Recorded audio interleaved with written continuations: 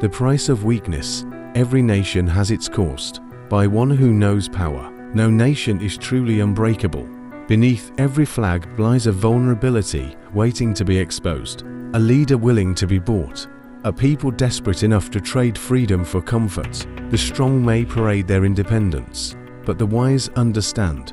The world is not ruled by ideals, it is ruled by leverage, and leverage is always found where weakness hides. This is the principle Machiavelli understood. There is no need to conquer by war what can be acquired by pressure, fear, and favor. The wise prince, seeking dominion, does not batter down gates. He walks through them, smiling, because he has already bought the keys. 1. Weakness is the gateway to control ***. Nations rarely fall through invasion, they fall from within. Economic despair, political division, moral decline, these are not catastrophes to a Machiavellian mind, they are opportunities. When a nation bleeds internally, it becomes desperate for aid, for answers, for anything that looks like stability, and desperation has a price. A nation in crisis will sell its ports, its land, its people's future if it means surviving today.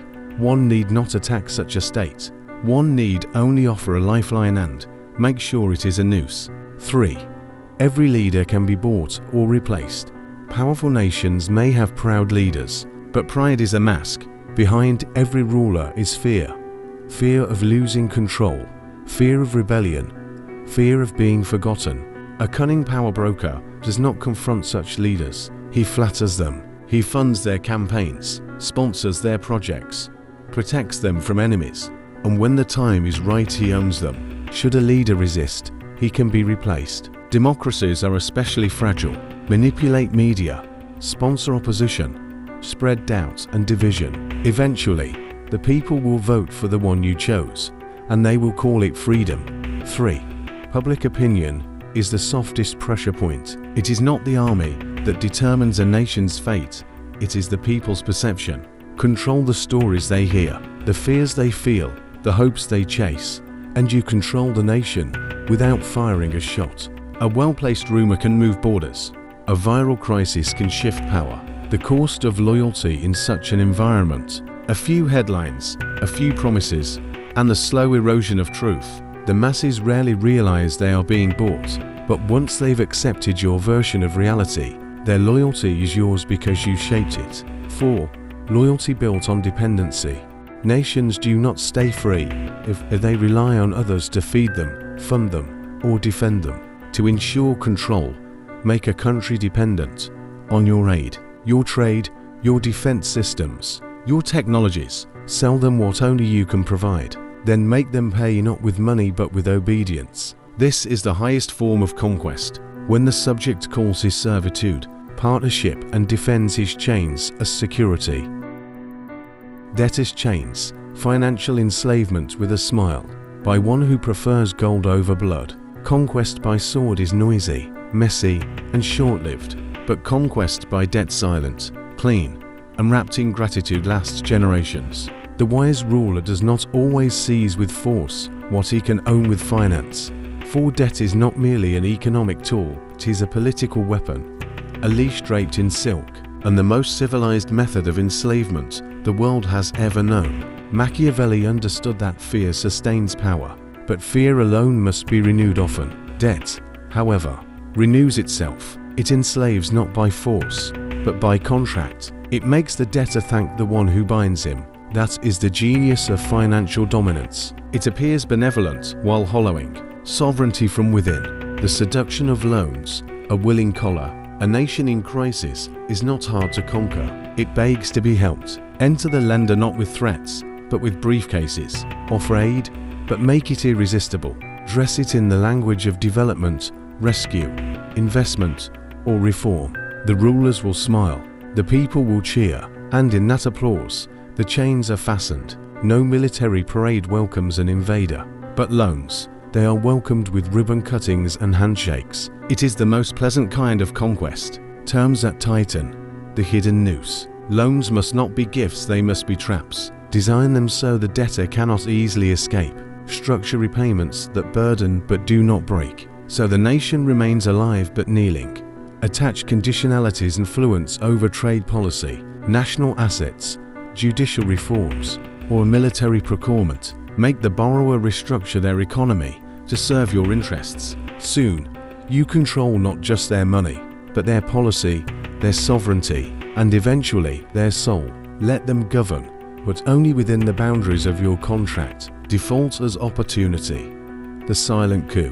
When the debt comes due, and it will do not offer forgiveness, offer alternatives. Do not demand money, demand leverage. Ask for ports, land, votes at international forums, military bases, or resource concessions. Ownership without invasion, authority without rebellion. This is the brilliance of debt.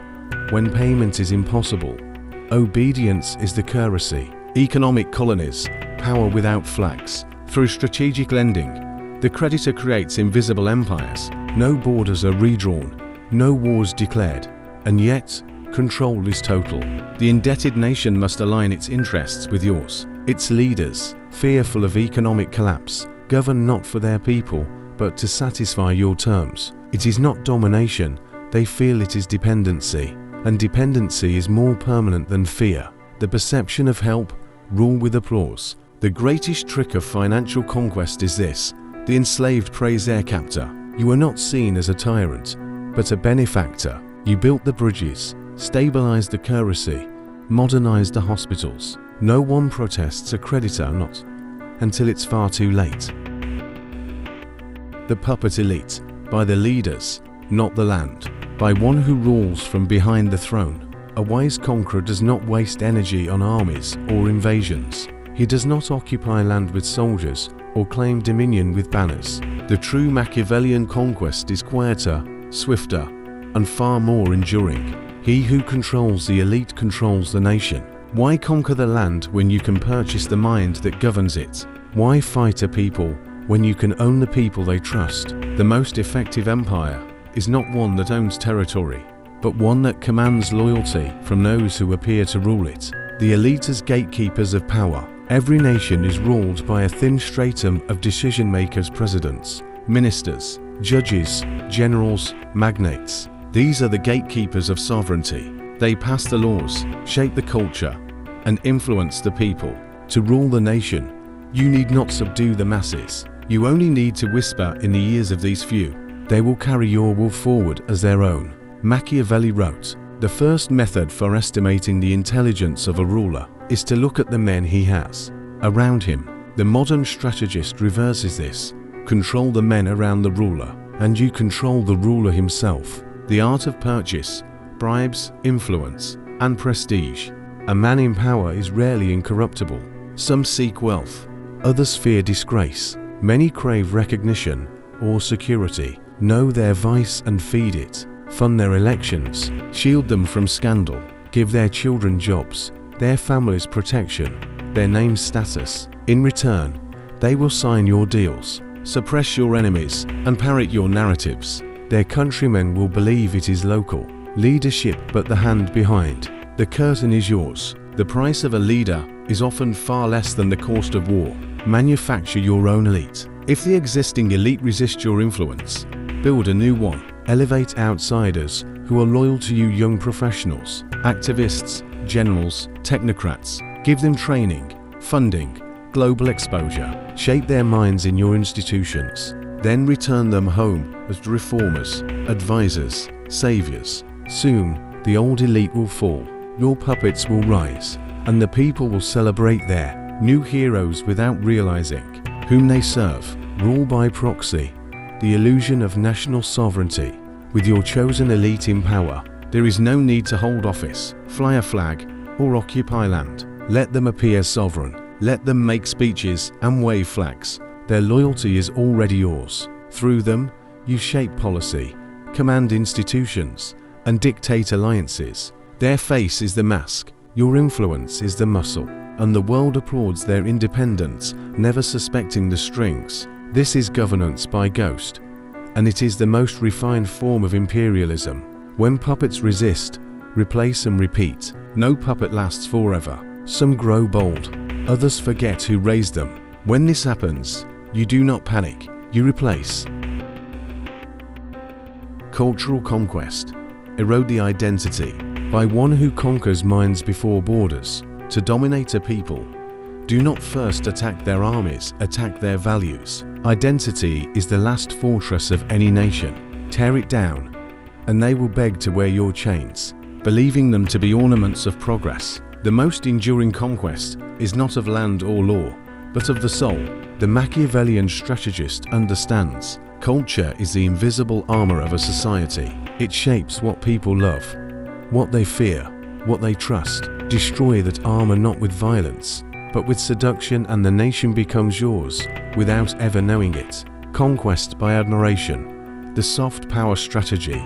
Begin by making your way of life seem superior. Let your music, films, clothing, brands, and ideals seep into their consciousness. Teach their youth to idolize your celebrities. Let their politicians echo your slogans. Let their intellectuals quote your philosophers. Soon, they will feel backward for embracing their own culture. What is not respected cannot be defended. Once they admire you more than themselves, the conquest has begun. Redefine their heroes, rewrite their past. No people will submit while their historical pride is intact. Therefore, dismantle it. Reframe their past as oppressive, primitive, or irrelevant. Highlight only the flaws of their traditions, while magnifying the virtues of yours. Replace their legends with your leaders, their saints with your scientists, their victories with your ideologies. This is not censorship, it is curation, and it is the root of cultural conquest. Language, the Trojan horse of thought. Language is not just a tool for communication, it is a container for culture. Erase their language, and you erase their way of thinking. Promote yours as the language of business, technology, and diplomacy. Make theirs seem rural, emotional, or unprofessional. Once they think in your tongue, they will think like you. They will write their laws, raise their children, and pray in words you gave them. What begins as translation ends in transformation. Control the institutions of influence. Do not burn their schools, fund them. Do not silence their media by it. Shape their curriculum, their textbooks, their news feeds. Place your agents in their universities, NGOs, and entertainment industries. Influence what they teach, what they celebrate, and what they shame. Over time, they will willingly train their own to serve your ideals, and they will call it modernization. Normalize dependency, mock tradition. Promote your products, your tech, your fashion. Let them become reliant on your systems, your software, your platforms. Laugh at their customs gently, humorously. Let tradition become the punchline, and consumption become the virtue. The more they imitate you, the more they forget themselves. This is not colonization, it is globalization. But the result is the same. A people disarmed of identity, unable to resist, control without occupation, create dependency. By one who commands without being seen. The old empires ruled with armies and chains. Their mistake was visibility. Occupation breeds rebellion. Flags, boots, and foreign tongues provoke resistance. But the wise ruler knows the surest way to control a nation is not to occupy its land but to occupy its needs. Create dependency, and you rule without ruling. They will call it cooperation. They will think themselves free. But every decision they make will orbit your will because you hold what they cannot live without. Dependency, the invisible chain. The goal is not to conquer, but to be needed. To make a state so reliant on your technology, currency, medicine, military, or food supply that withdrawal would mean collapse. When your absence becomes a threat greater than your presence, you have achieved true domination. This is not empire, it is entanglement. Not force but function. Let them wave their flags and hold their elections. You already own their tomorrow. Control their infrastructure. Own their future. Fund their roads, their hospitals, their power grids. Build their data centers. Supply their satellites. Manage their water systems. They will call it investment, but they will be powerless without you. Infrastructure is not neutral. It is leverage in steel and concrete. Control the switch, the server, the supply line, and you control the state, not with troops, but with terms. Trap them in trade and aid. Entice them with favorable trade deals, generous loans, and humanitarian aid. Make them believe you are their partner, their lifeline. Then tie every agreement to policies you dictate. What they can export, who they can ally with, what laws they must pass. Give with one hand, take with the other. Every dollar must buy influence. Every contract must create a new dependence. This is not colonization, it is global development, and it is far more efficient. Weaken the alternatives. Ensure that no rival can meet their needs better than you. Undermine regional alliances. Destabilize local suppliers. Frame domestic industry as inefficient or corrupt. Then position yourself as the only trustworthy source of stability. Dependency is strongest when there is no second option. A monopoly on survival is the highest form of power. Let the people ask for you. Never force yourself upon a nation. Let its leaders invite you. Let its people demand your presence. Give just enough to prevent collapse, but not enough for independence. In this delicate balance, you become the rescuer they cannot remove. They will call you a partner, a savior, a friend, but you are the architect of their limits. Replace occupation with integration.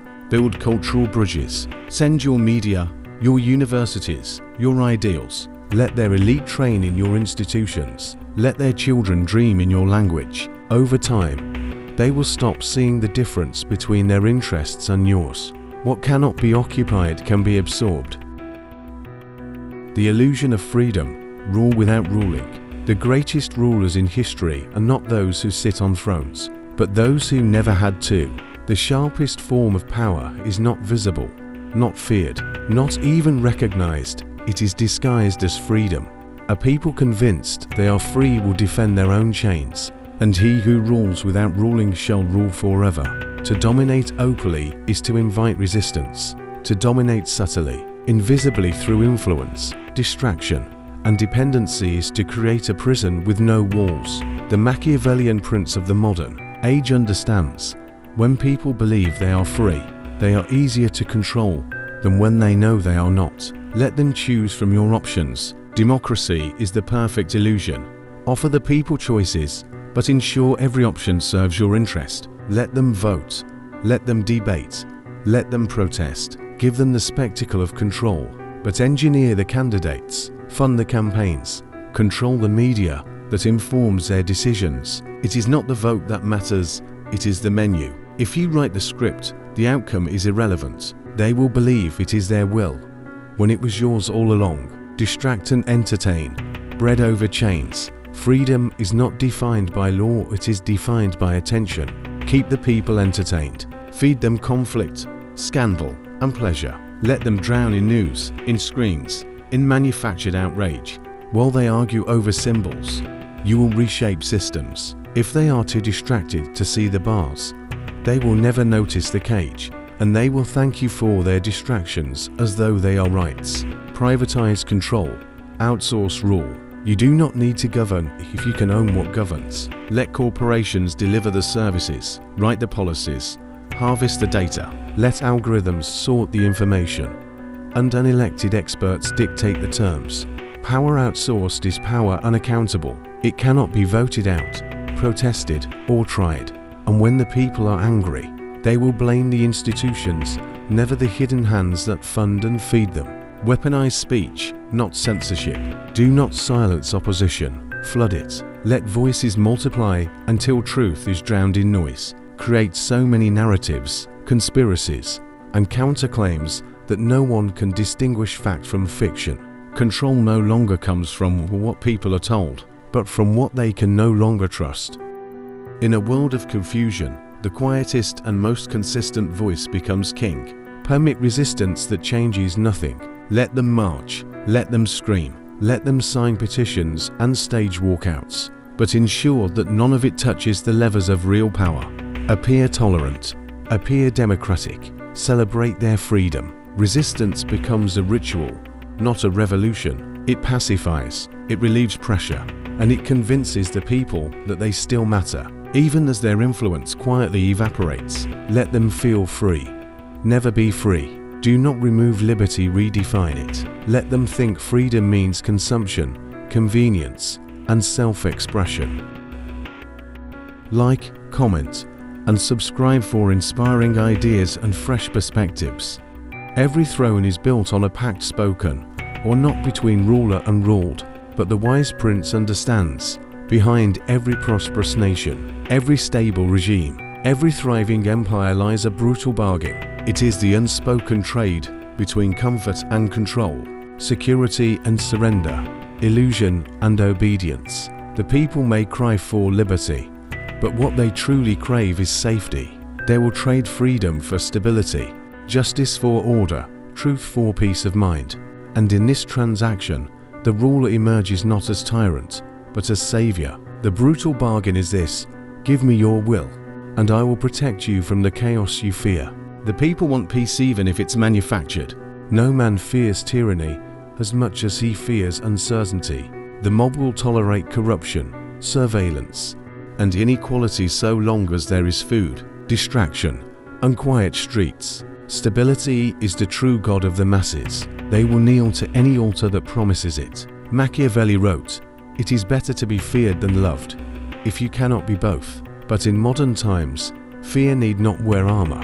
It wears headlines, algorithms, and endless emergencies. Keep the people afraid and they will gladly renew the contract. The elite will comply if their cut is guaranteed. No ruler governs alone. The nobles, generals, financiers, technocrats, they are your partners in the pact. They, too, have made the brutal bargain. Loyalty in exchange for privilege. Let them grow rich. Let them feel indispensable. But remind them, subtly, that all wealth flows from favor, and all favor can be withdrawn. The moment they forget the terms of the deal is the moment you remind them who signs the checks, controls the courts, owns the secrets. Justice must be sacrificed for order.